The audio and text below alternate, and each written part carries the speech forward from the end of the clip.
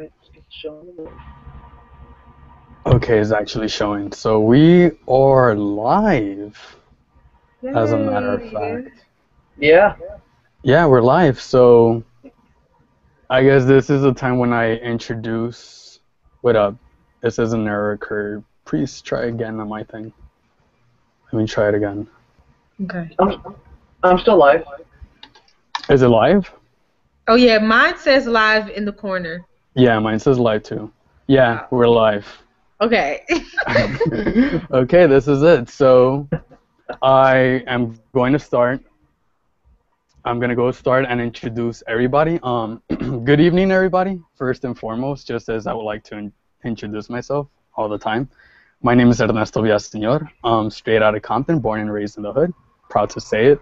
I am a 2010 Gates Millennium Scholar, and now I am an alumni because I graduated this past May from Rensselaer Polytechnic Institute in upstate New York. Now I'm back in California doing a lot of crazy and wonderful work with respect to social justice, grassroots organizing, and so many fields that are intersectional.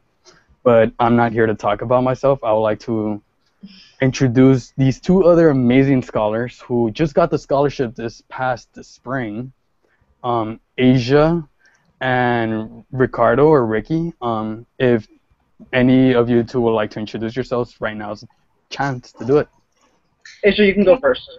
Okay. Hi guys, my name is Asia. I'm a freshman at Maryland Institute College of Art. I decided to stay in state this year, so I guess I'm an art major and I'm working on starting a business really soon.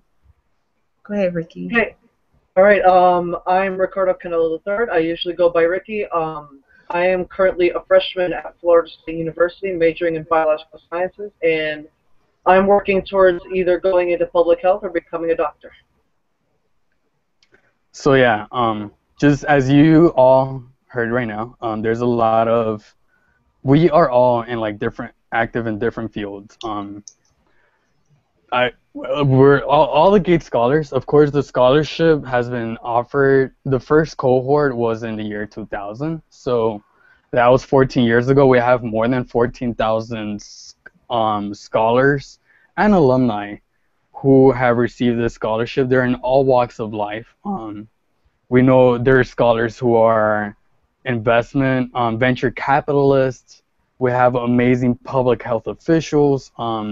We have amazing attorneys, doctors, educators, teachers, facilitators of education. There's a scholar in almost every walk of life, and I've met a lot of scholars over the years, ever since I got this scholarship in 2010.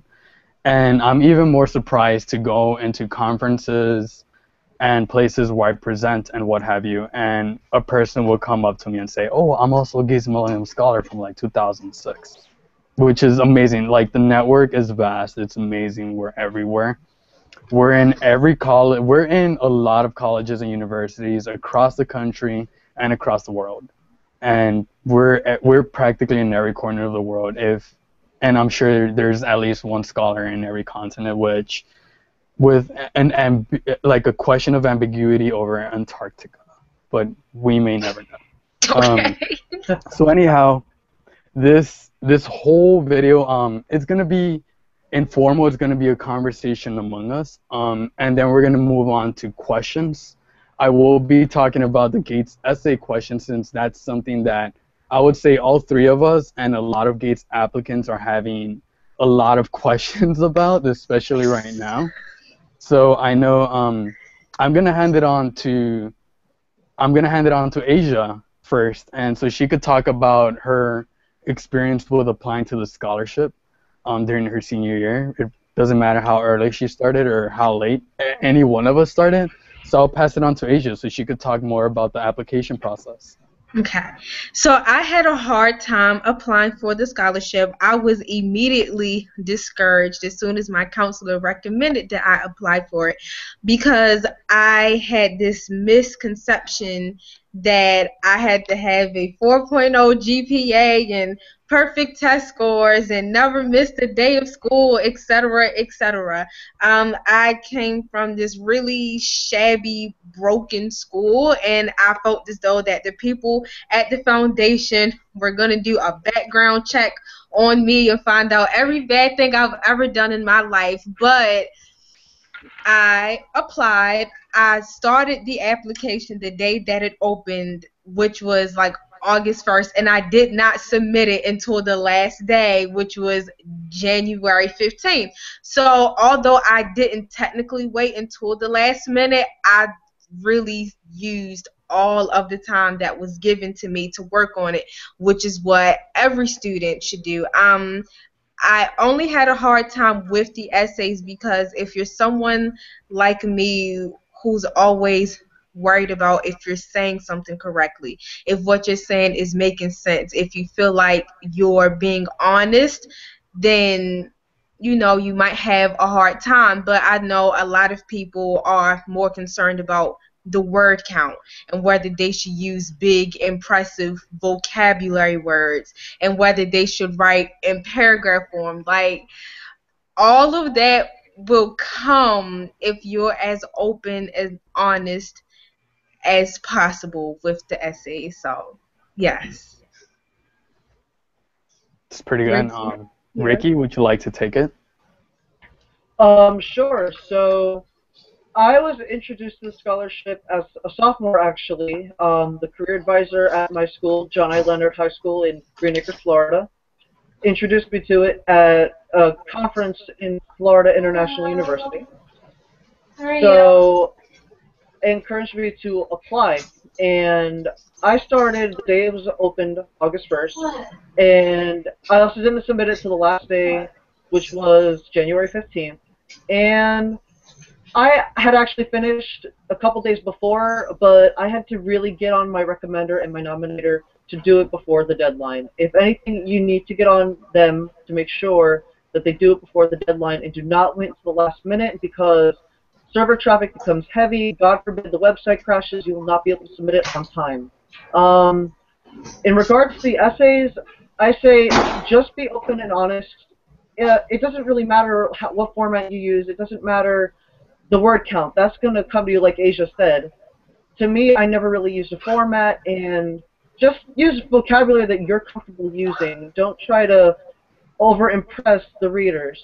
And when it comes to leadership positions, I would say, anything could be a position. Like, even if it's tutoring or something, that can be considered a position. Or you can even discuss holding a leadership role in your family. Like, anything can work for that. And it was a really great experience. It opened my eyes to what is on this application and what you can put on it, and it's going to change my life. Thank you, both of you, for that information. They're both right on point. They're on the money. So, like, whole dollar bill, y'all, on that whole approach to the question. Hey, don't judge. I would like to state, for those that are watching and for those that are applying to the Gates Millennium Scholarship, the application was open August 1st this year. So it was open in August 1st, and it will be closing Wednesday, January 14th, 2015 at 11:59 p.m. Eastern Standard Time. I usually reiterate that deadline so many times because a lot of people ask. The application is not considered complete until your recommender, your nominator, and yourself all submit the application. So that's when an application is officially considered complete, and that is when it's actually taken in. If certain individuals finish the application earlier, let's say you as an applicant, you finish way earlier than your nominator and your recommender, that's cool. You could go ahead and submit it. During that whole time frame before the deadline, if you submit it, like, let's say November, and you want to edit something or you add on to it, you could go onto the website, you could go log in, and you can make that revision. You can make that edit as long as it's done before the deadline. As I stated, you could submit it earlier than them. Just as Ricky stated, stay on top of your nominator and your recommender. One, I believe the recommender does the extracurriculars. Refresh my memory. Is that correct? Yeah. And the recommender does Yeah, recommender does volunteer, leadership, Okay. extracurriculars, etc.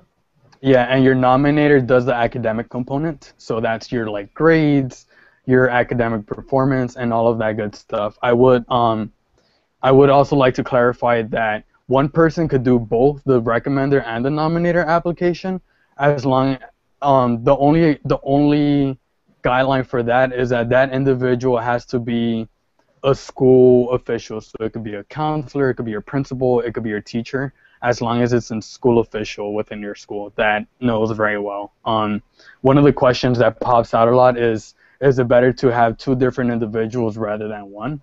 There's no right or wrong answer. It's just a matter of having someone who knows, having individuals that know a lot about you and could practically just brag as much as they can about you. Practically, you want somebody who could brag a lot about you and is so proud of you. You don't want to ask somebody who hates your guts or who you got a D in their class or didn't fall properly at the end of whatever work experience you were doing. You don't want somebody like that because they are not going to write anything cute about you. And when that reader reads that recommendation or that nomination, it's not going to look cute.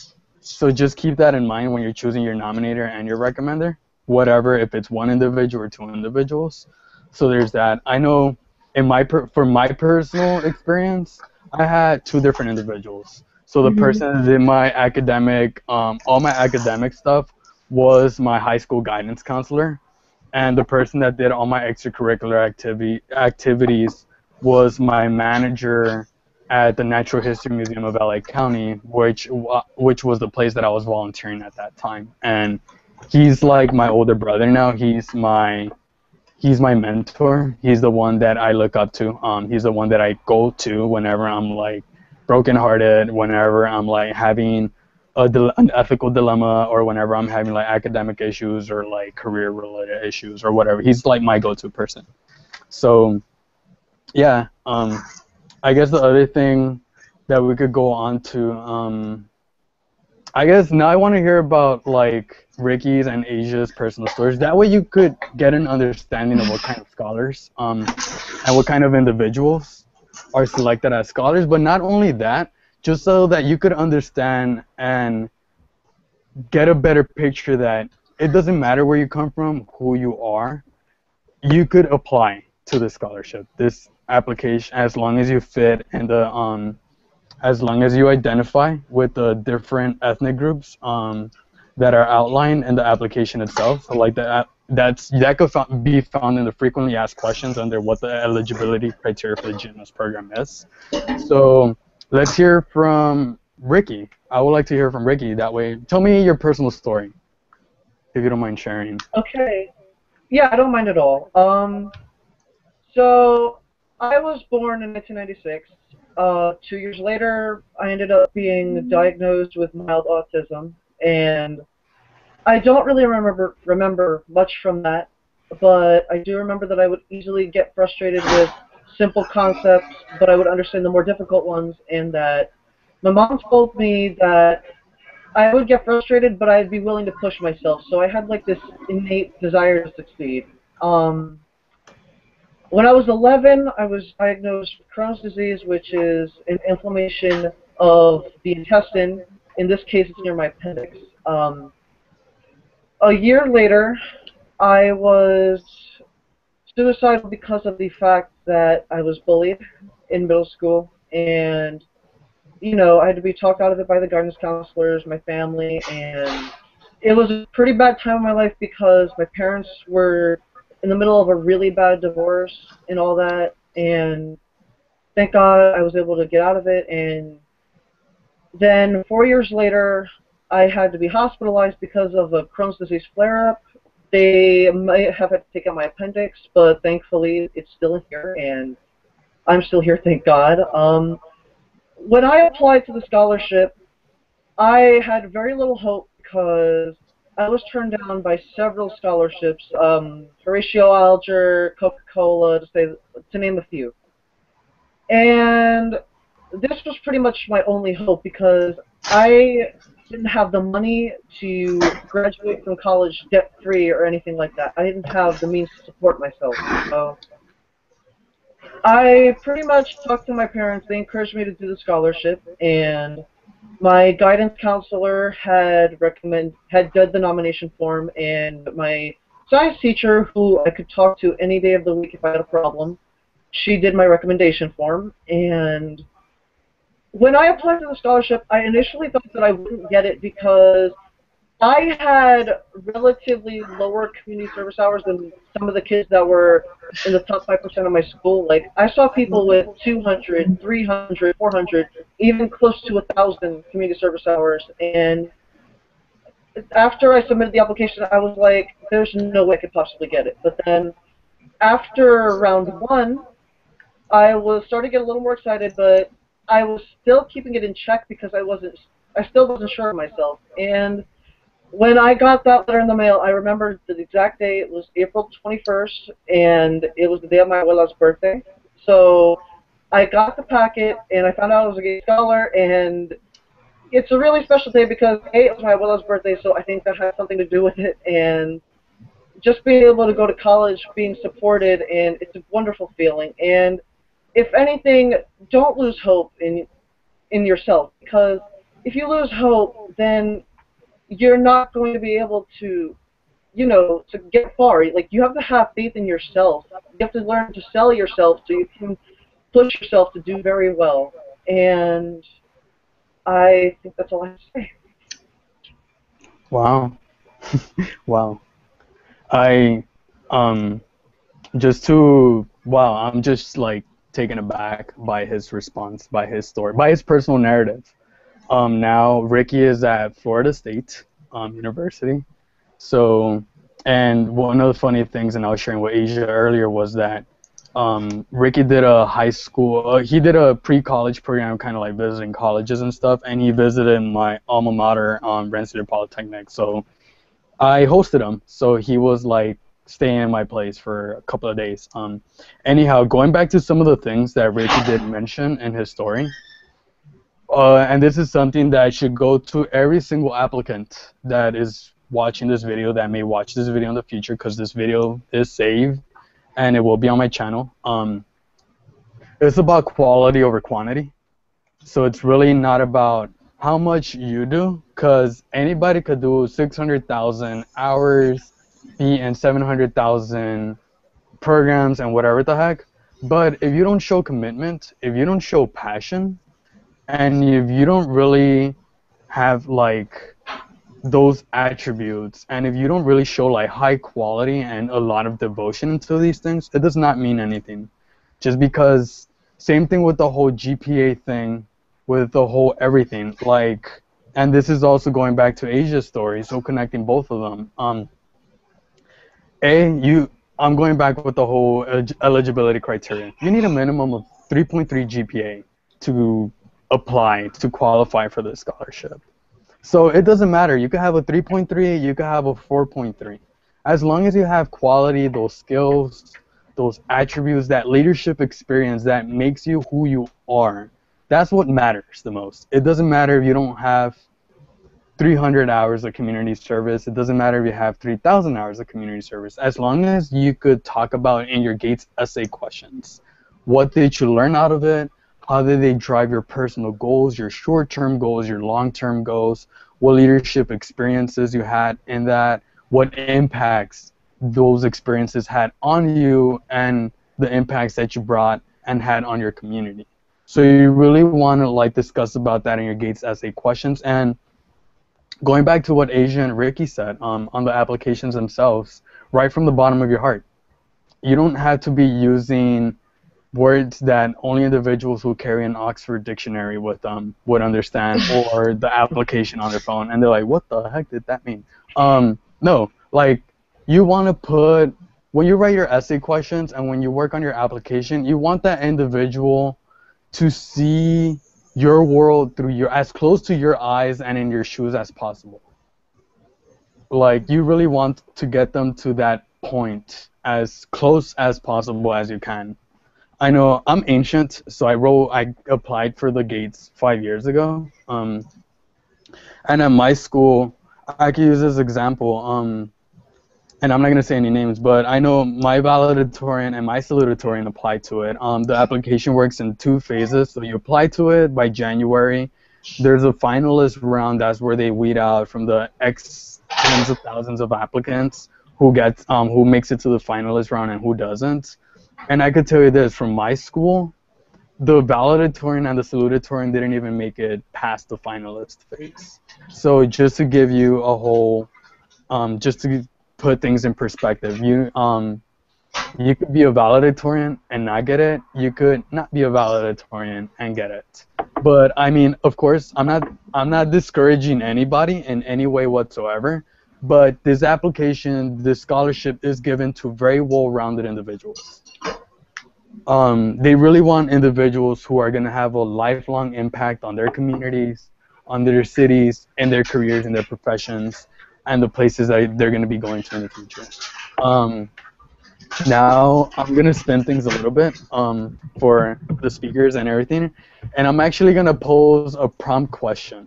So one of the Gates essay prompt question. I'm not asking you to like give me your whole 700-word response to it. For those that are working on the Gates essays, there is a 1,000-word max per question. Of course, you do not have to use all 1,000 words. Just however long it takes for you to answer the question, that's all it takes. As I was stating with respect to community service hours and the extracurriculars and everything, it's quality over quantity. And please, please, please, please, please answer the question. I've looked over essays, I looked over thousands of essays in the past 4 years. I've seen beautiful, well-written essays that did not answer the question. Yeah. And I've told people, like, this story made me cry, but it does not answer your question. So it does not answer the essay prompt. So you're going to have to do it all over again. Or you're going to have to shift it to the way that it addresses the question. So I'm going to pop the question. Either of you two could take it. You could talk about what you wrote, but don't necessarily say everything that you wrote in there. You could share your experiences and then just kind of like how it connects to that prompt. So this is going to have you guys thinking. I love this question. I hate it and I love it.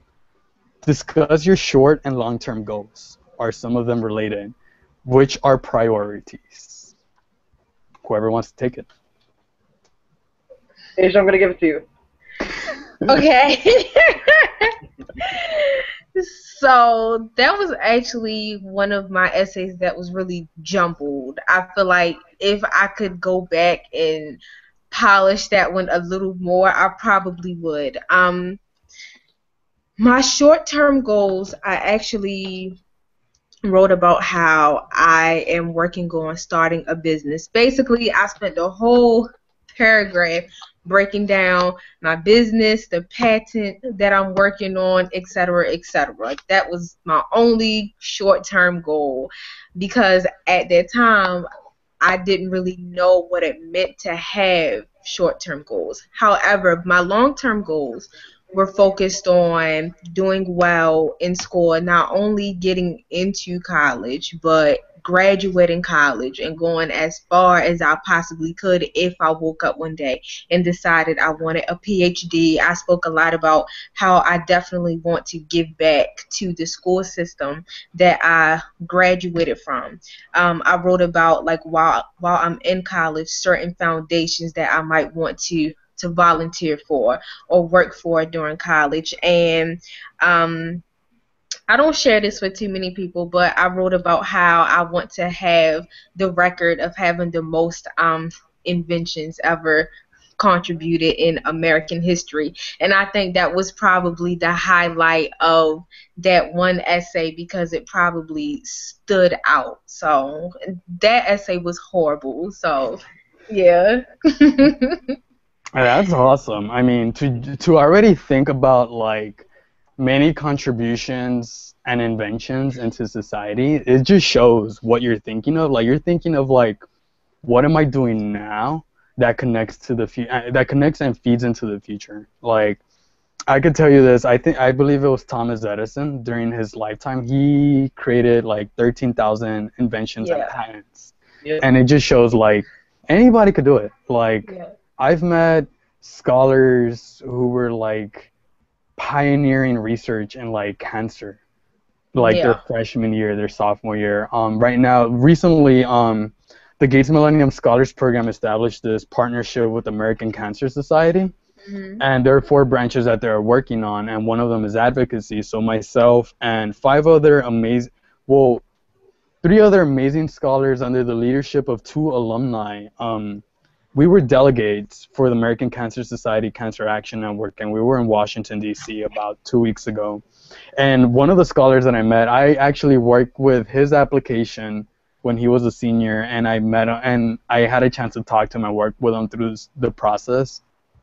He's doing research at Stony Brook University on cancer research and like colorectal screening stuff, colon cancer, and some like different cancer research, and he's pioneering this stuff. So I'm like, oh my God, this is so crazy.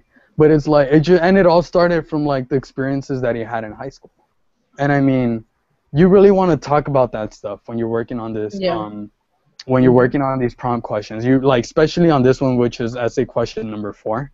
You really want to talk about this stuff. Like, really talk about what drives you, what keeps you running, and connect the dots. So like, yeah, it's cool to jumble around because it just shows how your mind is working. Sometimes when we're sitting down and writing, we're thinking so many things and we can't write everything. But it just really shows like what you're thinking about, which is like pretty damn awesome because it's already painting like just hearing Asia and all the things that she was thinking of. It's already painting a picture of me like, okay, she has a very entrepreneurial spirit and she's a very abstract thinker and really knows how to connect the dots and see how things functions in the world. And she is very interested in terms of how a clock ticks. So see, like she talks about that stuff, but I see it in a much bigger thing. I guess it's the whole old, Yeah. like wise, like person in me speaking. Yeah. But that's what you want the reader to see. You want them to see the bigger picture through your lens. So that's really what you want to focus. Now I'm gonna pose another question. This one's going to Ricky, so you can't escape this. Let's see, which one do I pick? It's probably like the easiest one and the hardest one. It's essay question number 8. The reason why I say it's the easiest and the hardest because it's kind of like the freebie. But Yeah. there's so many things you could talk about. So the question goes as follows: is there anything else you would like to tell us about that may help us evaluate your nomination, i.e., personal characteristics, obstacles you have overcome, etc.? Take it away, Ricky. Well, it's gonna be a little easy for me because I answered using my story, to be honest. But I can go a little bit more in depth on that. If you feel comfortable, feel free. If you don't, it's completely understandable. So No, I'm actually really comfortable sharing my story, because just to get an idea on what you guys should think of in terms of answering this question. And okay, so when my parents were divorcing, my dad had started talking some bad things about my mother and kind of brainwashed me to the point where I thought of her as the bad parent and I thought him as the good parent. Keep in mind, he's an ex-cop because he worked with the NYPD for 20 years. So it's easy for him to do that. So that was one of the reasons why I actually thought of committing suicide, that coupled with the fact that I was being bullied. And so I went to a therapist and I got help. And my dad continued for like, I want to say 3 years. And I told him, like, enough was enough because I'm tired of being his little puppet. And I wish I could find better words for that, but that's pretty much what I was. And I think he's trying to do the same with my brothers, and hopefully he's not anymore because I told him, it's not right. And there's one more thing. When my parents divorced, my mom had met this guy. And I'm not going to divulge any names out of respect to the people involved. He was nice at first. He lived with us in New York, and he helped us find a house in Florida. And he was a drinker. He was a smoker. He had a really bad temper, especially when he drank. And it got to the point where things were broken. And a few months ago, he had caused significant damage to the house. I believe it was over $1,000, and he was arrested. And my mom got a no contact order in place for that reason, because, and it was a good thing for me personally, because I was in Jacksonville with my dad's best friend, but at the same time he kind of lied to my mother to stay with her, because, you know, I can't really explain it, but it was kind of like a brainwashing thing that my dad did. And I'm glad that my mom had the independence to break free from that and recover, and our family is a whole lot happier because of it. Damn. Yeah. Yeah. So, going back to the question, this is your time to shine. Um, for those who are watching, the applicants who are watching this, this is a question you could talk about anything. Yeah. You could share a story similar to the one that Ricky stated, or you could talk about anything else. But this is your opportunity to tell individuals, the readers, like something else that is happening that's having an impact on your life, whether it's negative or positive, that you weren't able to address in the other essays. I would like to state, and this is kind of like experience, not from experience, not just from like essays that I read, but also from guidance that I was given by my mentors, by some of the readers. Turn, like, if there's a very negative story that you have, turn it into a positive. So it's like you have this very, like, I'm gonna use myself as an example. This is not exactly what I wrote. I wrote the essays like 5 years ago. I haven't seen them in like 2 years. But this is something I would talk about. Like, let's say if I were to be writing the essay prompt right now, like, when it comes, like, is there anything else you would like to tell us about, may help us evaluate your nomination? This is my story. I'm a first-generation college graduate. My parents emigrated from Mexico in different times. And I lived in Compton during a time where, and even now, I mean, not so much now as it was before, but where things weren't as cute and cuddly, and just the way media depicts Compton to be, that's how it was when I was growing up. I remember when I was 5 years old is when I saw my first murder in front of my eyes, like happening 7 feet away from me. So I've seen, when I was 5, I seen somebody get killed at point blank range. And I still went to kindergarten the next day. Like, oh yeah, telling my friends, like, oh yeah, hey, they killed somebody, and I saw everything happen, and this was something that was going on, and even now, like, it's had an influence and it's had an impact on me, especially as somebody that travels a lot, that presents a lot, that disseminates a lot of research. I'm all over the place. You could ask Asia, you could ask Ricky, like on Facebook, I'm like checking in every other state, like every 2 or 3 weeks or so, and I'm always doing something crazy. But because I am from Compton, people immediately think, oh, have you, like, or they ask, oh, have you ever gotten shot at? Have you ever met people from NWA? All this crazy nonsense, stupid stigma stuff that they hear from like MTV or like the mainstream news media. And sometimes I want to answer and just joke around with them and tell them, yeah, I have like a bullet wound right here or something dumb. But I mean, going back to the essay question, like when, like, just as I started, I introduced myself. I always go any circle I go to. My name is Ernesto, and I'm straight out of Compton, and I always follow it. Like, I introduce myself in such manner so that I could destroy and remove that stigma and association with the name and also with my identity. Because it's like, as a Latino, as a Chicano, as a Mexican, we are depicted as lazy, alcoholics. We have a lot of babies, and the whole 9 yards, that we don't pay taxes, that we do dirty jobs, we take people's jobs. There's a whole thing. So I do it in a way of like destroying stigma.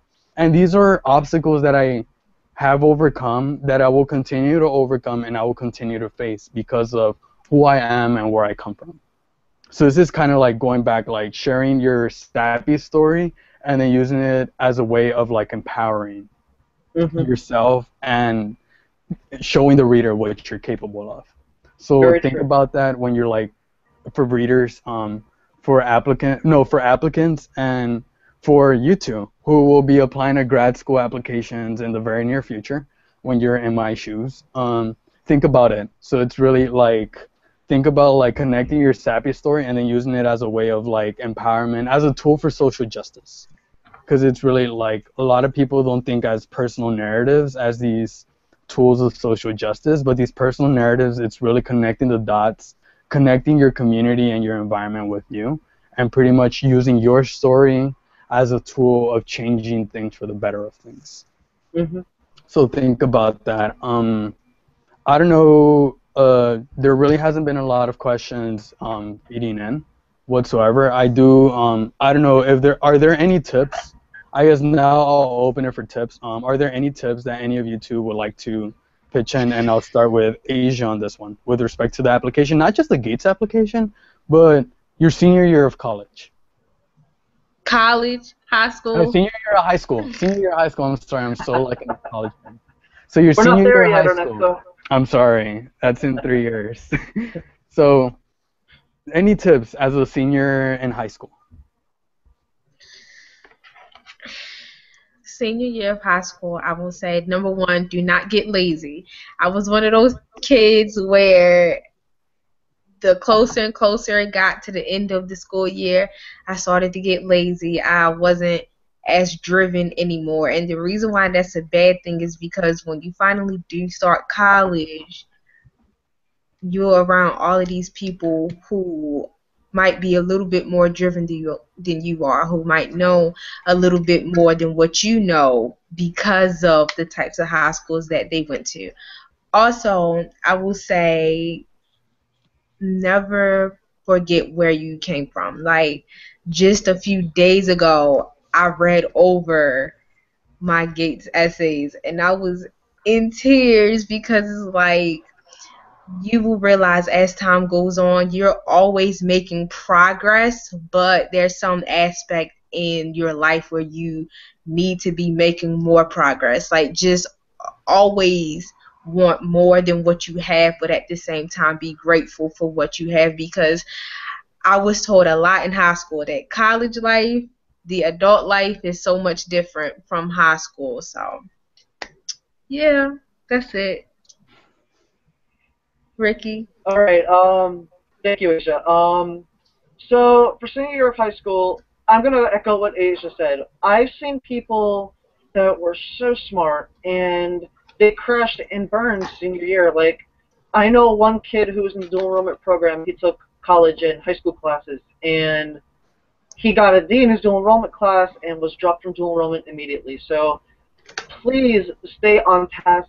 And senior year also, don't forget to have fun, because it's your last year of high school and you want to take in as much of it as you can. I would say also, with regards to the essays, I mean, the essays in any application, they're very important. Like, sometimes they're considered to be very underrated, but they're very, very important. It gives you an idea on who you are. And always, like Ernesto said, try to stay positive. Like, for that 8th essay, I'm going to just throw this out there. You know, the autism makes me greater, it gives me a greater appreciation for life. Crohn's, you know, same thing. I got to watch what I eat, you know. It kind of opens your eyes to reality. And like, and I'm going to echo what Asia said. College is very, very different from high school. You take more responsibility for your actions, and you know, you're going to need help along the way. So also stay connected with people. Don't be afraid to network. Yeah, definitely. I'm definitely with you two on that one. I am going to say, and I am going to confess, and I'm going to join you all. I was that senior in high school where I was just like, just threw everything in the air. I'm like, you know what, I'm kind of like, you know what, I'm ready to go to college, screw everything. but I did kind of like focus a lot on school. I didn't go to class a lot, but I was that like, some people might have these individuals in class that like smart ass slash know it all. So I would like miss a day or two in class, but I would be at home doing like college applications, scholarship applications, and I would read because I have no life and because I don't sleep. And I'll go to class the next day and just like blow everything up, and people would look at me like, I hate you right now. You know all this stuff, and I pulled an all-nighter, and you just didn't show up, and you know it. But just be smart your senior year. So it's like, and just like Asia said, and just like Ricky said, take care of yourself. Self-care is very, very important. It's important your senior year of high school, and it's going to be important up to your senior year of college and onwards. As a kid who went from Compton, California to Albany, New York for college and spent 4 years there, it was real. And I was alone. I have no family in the East Coast. My best friend and his family took me in, and they're like my second family. They are my host family when I'm out there, and I love them to death. Yeah, like if it wasn't for them, I would have not survived. And I really took care I took care of myself. I tried my best. I did burn out. It was a struggle. It was a struggle senior year of college because I procrastinated and I was burnt out. Same thing as a senior year in high school where I procrastinated and I burnt out. But I was able to like recover from that burnout and manage effectively and be proactive. Like rather than studying hard, I studied smart. So it's really like finding those like tricks and the tricks of the trades, and really see like what's efficient for me, what doesn't work for me, and all of that.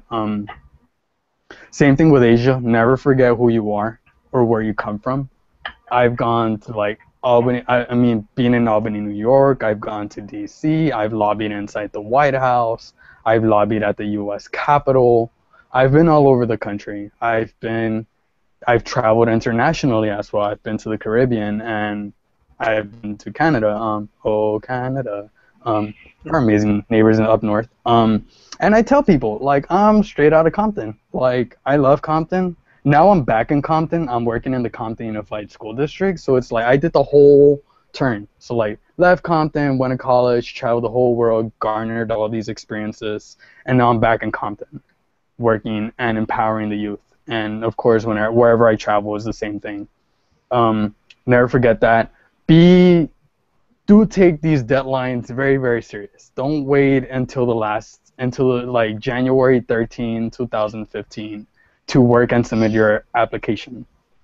I know some scholars, I'm not too proud of them, but they did become scholars who submitted the application at like an hour before the deadline. They got it. It was amazing. It's awesome that they got it. They were stressed the heck out. And a lot of them almost always stated, I wish I would have worked on this earlier. I wished I would have taken this serious, and I wish I would have submitted and had time much more earlier to work on it and make things better. So do take that January 14, 2015 at 11:59 p.m. Eastern Standard Time serious and into consideration. Just another spiel. The California State University applications have opened up. They opened up October 1st, 2014, and they will be due November 30th.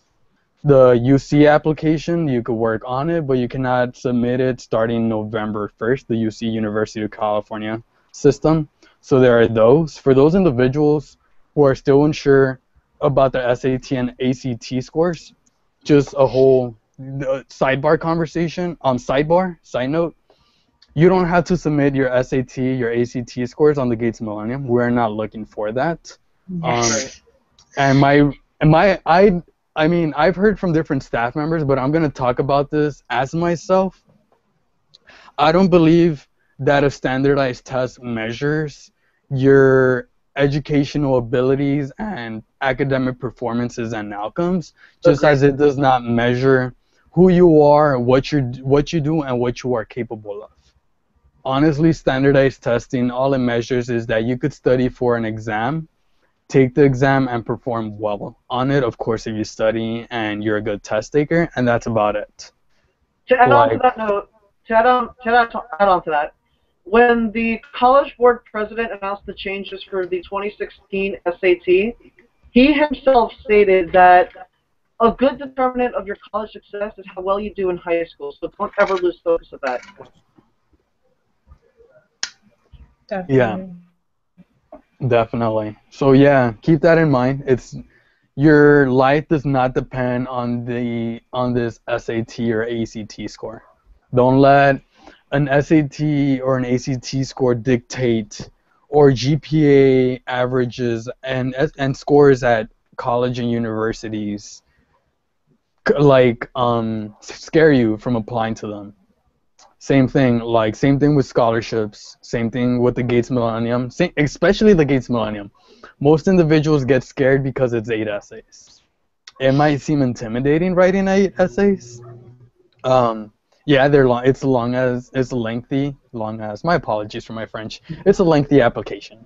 But it's worth so much time. You could do it very smart. You could do it effectively. Like, I was that kid. I knew about the Gates since my freshman year of high school, and ever since I found out about it, I had that mindset. I'm gonna do everything I can to get that scholarship. Started since 9th grade, so everything I did was always like, how is this gonna make me a better applicant? So I was working like that.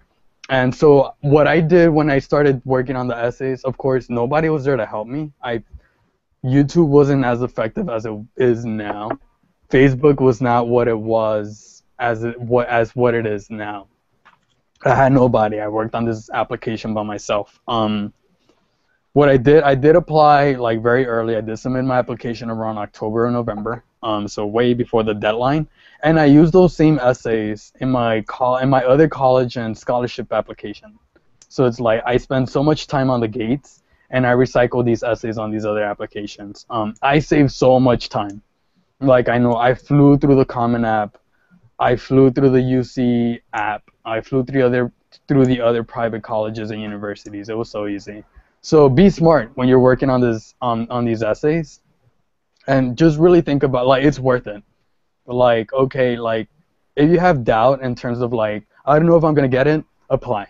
If you think you're not gonna get it, just apply. Like, there might be the possibility that you may or may not get it. 1,000 scholars receive it. From the tens of thousands of individuals who apply, it's always 1,000 individuals. But it's an amazing experience. Like, just going through the application experience in itself. Same thing with the Facebook group. A lot of you viewers are part of the Facebook applicant group. For those that are not, I will leave that URL as a comment and in the description on this YouTube video, so you guys could follow it afterwards. You meet amazing individuals going through the process, especially if you're working with other folk. You meet amazing individuals who are from all corners of the globe, who've gone through other crazy experiences their senior year of high school, and even like in their lives. And it's pretty awesome. It's practically like, it puts you in your own shoes, and it puts you in a third-person perspective of, like, holy crap, now this is Ernesto's story, this is Ricky's story, this is Asia's story. It puts you to start thinking and start connecting the dots. So it's really an amazing experience. Go through it, apply, submit, stay on top of your nominator and your recommender. They will get lazy, and they will be like, holy crap, I also have to do a lot of essays. They do have to do a lot of essays as well. That's why I'm saying it's a very lengthy and arduous application, but it really is worth it. Yeah. Well, college, I'll share another thing about college, because I guess I'm the old one here and I went through my undergrad already. College is an amazing experience. Don't feel intimidated by it. It's gonna be one thing is applying and getting into college. Another thing is being at college and surviving college. It's an amazing experience. You go through so much in college. I applied when I was a senior. I remember my Gates essays that were all related to me aspiring to be an engineer who wanted to get the medal from the National Academy of Sciences. I was working as a federal contractor in aerospace engineering and vehicle design. And I wanted to be this amazing engineer. That's where my essays focused. That's how I applied. I applied as a mechanical engineer. And I switched out of the engineering program. Now I do a lot of science and technology studies, the intersectionality of public health, education, and the environment, and I'm social justice driven. So it's like, and this was all because of college and my mentors, they're like, oh, here, have a taste of this social justice cookie. Like, we're going to bring you to the dark side. And it was the most amazing thing that's happened to me. So it just, when you go to college, keep your mind open, and don't be afraid to follow your heart and follow your dreams. If your parents or individuals are telling you to apply and become a doctor, but you really want to be a teacher, follow your heart. I've met scholars, and one of my closest friends is a scholar, and this individual had all the ambitions and had all the support from the family to become a doctor and wanted to be a teacher and wanted to pursue education, and now is pursuing education. So it's really just follow your heart with this application. Get to it. If you haven't applied, if you haven't created your login and everything on the GMSP website, get to it now. Do all that nitty-gritty stuff of inputting your grades, because it's not hard, but it's time-consuming of just like getting your transcript, putting the grades, putting the description, and all of that stuff. So get to that as soon as possible. That way you can have more time to work on the essays. If you work on the essays and you wait until the last minute, and then you start filling in all that stuff, you're going to see how time-consuming it is. And that also goes for the common application, the other scholarship applications, and other college applications as well. I don't know if any of you have any other questions or any other things that you guys would like to mention. Somebody put something on Facebook. I don't know if you're able to read it. Yeah, you could. So read the person's name and then read the question. It's a girl. Her name is Serena De La Cruz. Hi, Sorry. Serena. Bye. Okay. Shout out for you. So she says, hi, my parents were both first generation. They struggled a lot to get their degrees, no support, and they had their babies young, me and the other siblings that came later. Today, they're school teachers, and I feel so lucky for the sacrifices they made so that we could live more comfortably. When I was little, it was tough, but now I feel so lucky. My parents always motivate me by telling me, we had it tough, you have no excuses. Because I am aware that there are a lot of people who haven't been as lucky as I am, I'm not sure if I'm the right fit for applying for this scholarship. Opinions? ? I'll answer it, and then I want everybody to feed in. Okay. Serena, first and foremost, I'm going to tell you this flat out. Apply. Apply. I'm pretty sure everybody could like feed into this and could support me on this. Apply to the scholarship. I know you do not have to be a first generation applicant to apply and receive the scholarship. I know individuals whose parents, I know scholars whose parents were first generation first generation college applicants and college and degree recipients. It's not, your parents did state like they always motivate me by telling me we had it tough, you have no excuses. My parents were like that as well, but think about it, don't think about it in that way, think about it more like, okay, I understand that my parents had it tough and I know that they struggled, but how are their struggles analogous to my story? One of the things that I connected this like my sophomore year of college, and I cried like a little baby when I finally understood this. Like my parents' story and their struggle going from Mexico to the U.S. is very analogous and synonymous from my story of leaving Compton and going to upstate New York for college. My parents left with like little to no money, with hardly any clothes, and they came to the United States and worked from scratch, worked their way up. I myself, I didn't have to sacrifice a lot per se, but I went through a journey that was never explored. My parents could never share or tell me their experiences of how they got to they couldn't ever talk to me about colleges and scholarships. All they know is that an education is very valuable, and they knew how important higher education is. As soon as I went to college, I'm like, holy crap, like they went through an endeavor of like a little over 2,300 miles. Went through this struggle to get here. Faced a lot of, they overcame adversity. And it was the same thing with me. Yeah, I might have flown, which is way different than trekking through south of the border. But I did, like, I went to upstate New York, which is a complete culture shock and is way different than its Compton in South LA. Yeah. I went with 2 bags and like a few $100, like not even $200-300 in my pocket, and I didn't know anybody.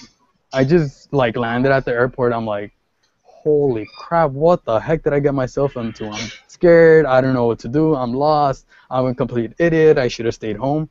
And it was a struggle the whole 4 years because I didn't know anybody. I only had my like 1 or 2 good friends, then my support system back home. But other than that, I was completely on my own. It was a struggle. It was crazy. It was hard.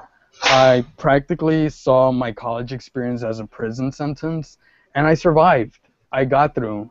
I got through it. I'm proud to say that I did it. And it's like, look at their sacrifices and what they did to get to where they are at, and how those sacrifices and experiences have empowered you to be who you are now. And yeah, you might live a life that is more comfortable than the life that your parents experienced and lived, but you are not your parents. You do not have the same experience as your parents do. Your experience is going to be so unique, so amazing. Your parents could be teachers. Your parents could be uneducated immigrants from Mexico. They could be uneducated immigrants from Zimbabwe, from Nigeria, from Eastern Europe, from Southeast Asia, from any corner of the globe. They could be educated, not educated.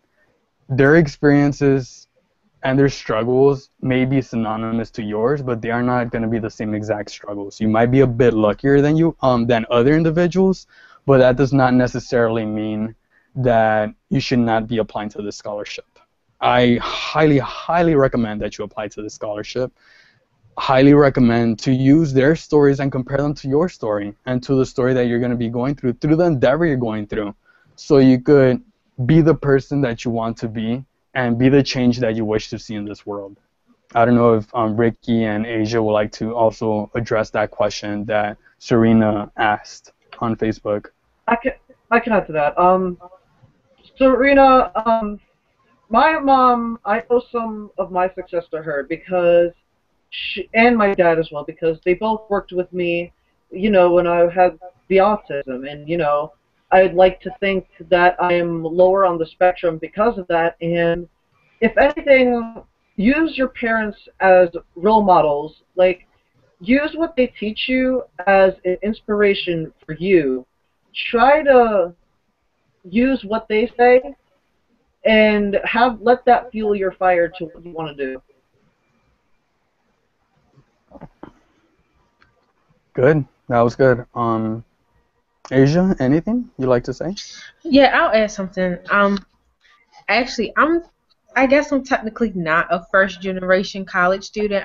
I know being a minority and being a person of like low, coming from a family who doesn't make a lot of money, when you're applying for college and for scholarships and things like that, a common question is, are you first generation? And there's been times where I've been scared to say I'm not first generation because I don't want people to think that just because I'm not first generation that my parents have money.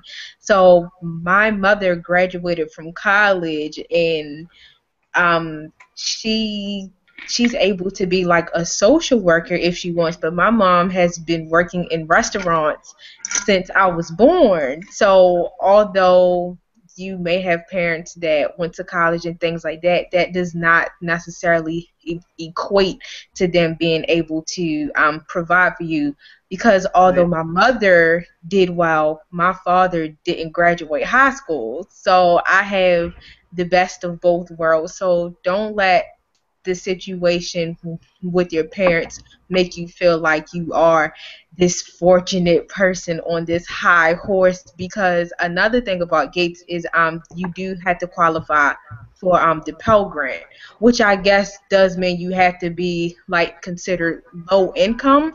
So even if you do blame that your parents went to college, if you're still considered low income, it doesn't matter if your parents have bachelor's degrees or master's degrees. So don't worry about that. And I want to clarify with, Mhm. thank you, Asia, with that, with the whole Pell Grant eligibility. It's not necessarily stating that you have to be low income to qualify, as Mhm. long as you're Pell Grant eligible. Mhm. This fluctuates there's so many factors that play into this. There's no exact like salary income that a family has to make in order to be Pell Grant eligible. This fluctuates. It's on a per FAFSA applicant basis. Yeah. So Right. it really depends. There's so many factors that play into it. Family size, Yeah. salary, where do you live? There's so many things that play into it. And the only way you know if you're Pell Grant eligible is when you do your FAFSA application, which opens up January 1st. And in order to apply for the Gates Millennium, you have to be Pell Grant eligible. Of course, you don't know if you're Pell Grant eligible or not until after the application deadline. This should not dissuade you from applying to the scholarship. I wouldn't want to call it a chance of luck per se, and it fluctuates per individual who's Pell Grant eligible or not, who's Pell Grant eligible or not.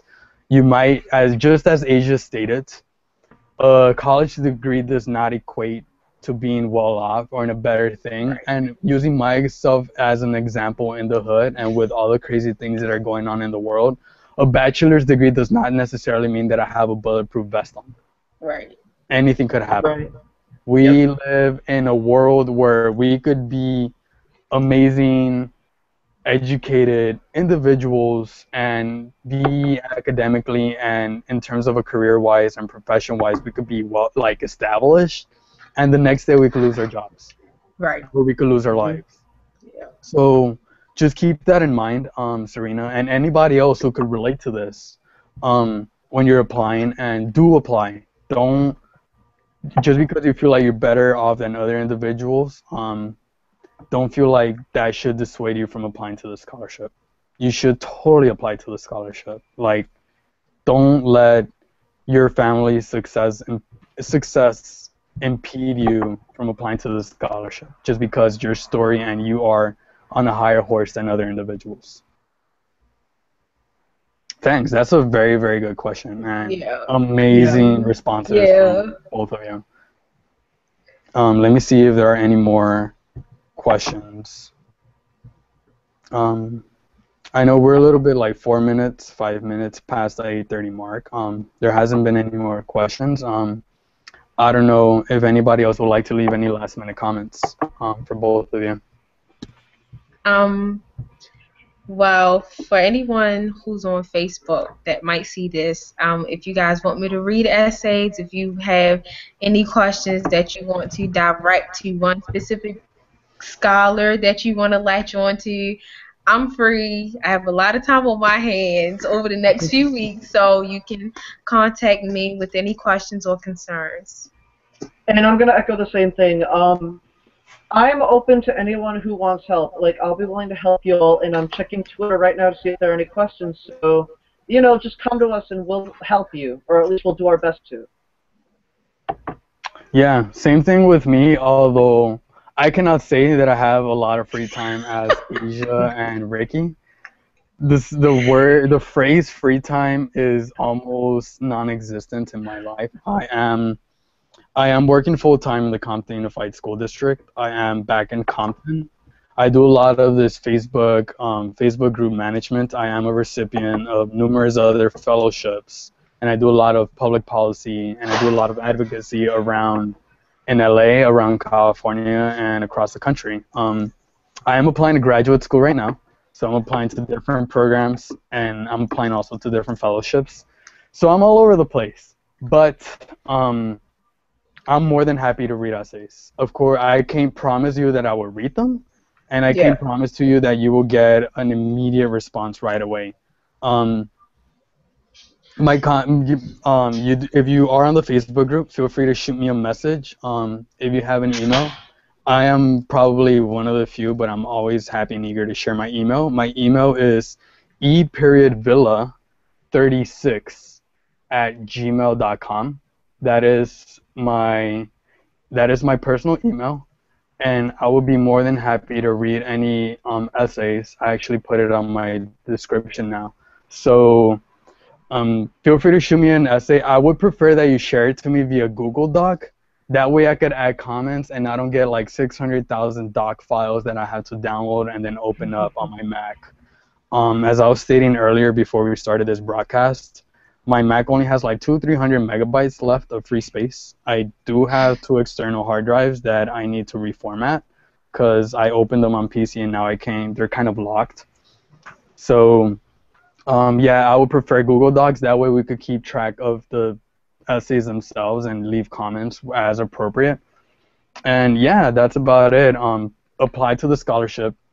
Of course, you all, for those who may or may not know, the Gates Millennium Scholarship is supported by 4 different organizations: the United Negro College Fund, the Asian Pacific Islander, Asian Pacific Islander American Scholarship Fund, APIASF.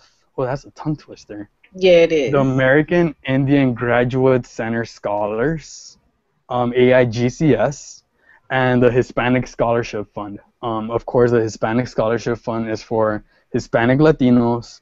American Indian Graduate Center Scholars, of course, is for American Indians, Alaska Natives, any individual that identify as a Native or comes from a tribal First Nation.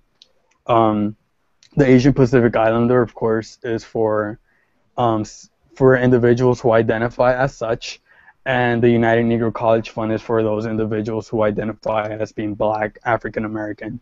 These organizations, they support the Gates Millennium. They make up the whole Gates Millennium Scholars Program, and they also offer scholarships as individual organizations. So do check out each of their websites. You could Google them, and they will pop out, and you could.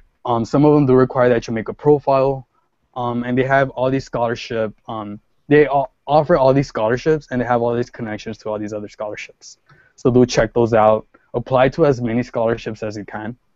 Just because this is a catalog of the scholarships does not necessarily mean they should try to look for keys of a caddy, so you could dip on the caddy down Sunset Boulevard or whatever the heck. I'm loving these analogies. Yeah, see, I'm a man of like analogies. No, I'm serious. Like I've met individuals, applicants who were just relying on the Gates, who applied to it, and were disappointed that they were not selected, and they freaked out. They were like, "Oh my God, I didn't apply to other scholarships. I got very confident." And so yeah, just keep that in mind and apply to as many scholarships as you can. Apply to the Gates and recycle the essays. It helps out a lot. And keep your open mind on things. Keep your open mind. We'll be here. We're all 3 of us are on Facebook. You could feel free on the Facebook group. You could leave comments and we'll answer them. You could leave posts and we'll answer them through comments. Or if there are personal questions that you're not too comfortable with sharing, feel free to shoot them as a private message and we'll address them as soon as possible. With that being stated, I hope you all have a wonderful, amazing evening and weekend. Get to these applications. Don't slack. Don't leave it to the 11th hour because you will be stressed the heck out and your body will not be thanking you for it, nor your brain would, because you're going to be writing the most interesting things. What you'll be, when you're like running on like little hours of sleep, you're going to be writing what you're thinking. You're like, what am I writing? Or it's going to be like you're pulling 2 all-nighters back to back, you're writing essays, you go to sleep, you wake up, and then you read them, you're like, what the hell did I just wrote? So keep that in mind. But that being stated, thank you so much for watching this stream. There may be another one coming up like around December when a lot of you procrastinators are getting on this website, because historically that's when everybody leaves the application to it. So keep a lookout for that. Go ahead, Ricky. That's at least 100 of you, by the way, so try to get this done. Just two quick things I wanted to add. My Gmail as well, I'm going to say it, it's ricky.canelo@gmail.com. And also, when you're sending us emails to, like, read your essays, please be respectful. I mean, we're all going to take time out of our respective schedules to, do a common courtesy and read your essays. So we just want to have the appreciation. Yeah. I'm gonna echo it. And this is me. This is the fourth year that I offer this Facebook group, and I offer assistance. It has gotten to the point where some individuals who need assistance are very persistent, which I don't blame you for persistence. Persistence is great, but they are not respectful of scholars and individuals who are assisting schedules. We have lives of our own. Ricky, Asia, hundreds of the other scholars, myself, we have college classes to attend, we have midterms and finals and papers to prepare, we have project presentations, we have conferences to attend, we have work to do at work. We have so many things going on in our lives. So if we don't respond to you in a timely manner, don't take things in a bad way. We just want to let you know we have lives, we are humans, we are not robots, nor are we paid or forced to do this. This is all volunteer. This is all this is our way of saying thank you to Daddy, Uncle, Papi Gates, who is like the one that's kind of like taking footing the bill and like just paying for everything for our undergraduate and our graduate and our postgraduate experiences. So this is our way of saying thank you to Bill Gates, the individuals who fund their scholarship, and also all the staff from the Gates Millennium Scholars program, from the United Negro College Fund, from AIGCS, from APIASF, and from HSF, who have helped us get to where we are now. This is our way of saying thank you and making their lives better and more effective and their jobs more smooth and amazing and fruitful. So this is our way of like saying thank you and just volunteering. So this is all volunteer run, this is all volunteer oriented, and this is all volunteer supported. On that note, Asia, any last words? No, I'm done. It's okay. So on that note, I'd like to wish you all good night and good luck.